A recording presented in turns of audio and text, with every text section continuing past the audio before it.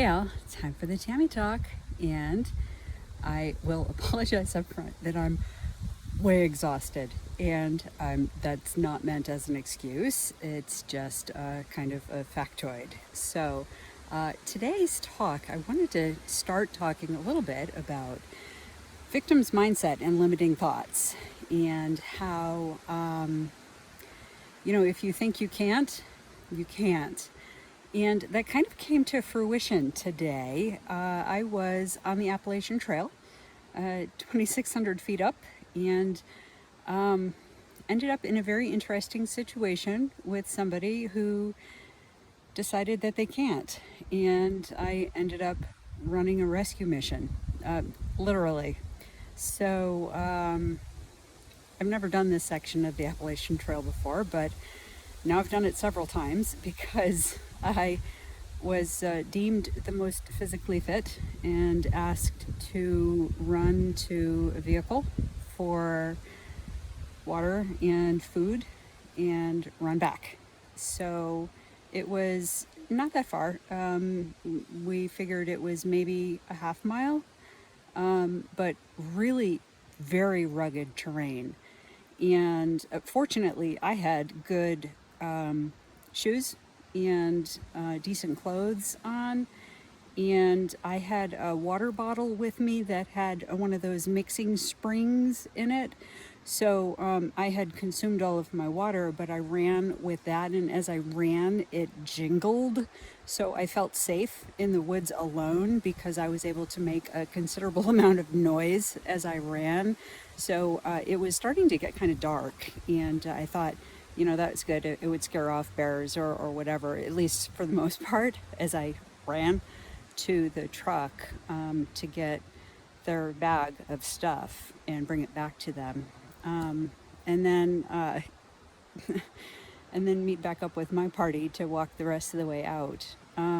So very, very interesting turn of events for my little training hike today. But weird. I don't know. So I think, the very interesting thing is pretty much everybody around me was like, we can't run. And I thought, well, obviously it's not safe to run. This is very, very rugged terrain. And I didn't run. It's not safe to run, but I sure moved with a purpose. And where it was safe to run, I ran. And where it was safe to walk quickly, that's what I did. And where I had to walk gingerly and climb up and down rocks and climb stairs and obstacles and things like that, that's what I did. And I made it back very quickly, and I texted them when I got to the vehicle and made it back to them, and they didn't even get my text. And they looked at the text and they said, 9 minutes? And I'm like, that's a long time, I thought. But whatever, they were happy. They were actually super grateful, and whatever. But the whole idea with limiting thoughts, for me, is, I think, if you have something that was planted in your brain under certain circumstances. So for me, most of my knowledge about limiting thoughts is that they're planted based on trauma of some sort. And at the time, it serves you. Your brain goes into some sort of protective mode. You learn these beliefs based on some perceived threat, and it serves you under certain circumstances. But most of the time, those certain circumstances never exist again. It's a one-time deal. So it's almost like a false belief because that existence is in that moment, but never again. So while it served you at that moment, it doesn't serve you moving forward. So for me, I'm trying to think of a great example, and I don't really have one at the moment, but Actually, I probably have too many. I know I've mentioned before that my dad was military, and when he left home for going on sea duty, I underwent what was very easy to relate to being in a family that underwent divorce because my dad left home.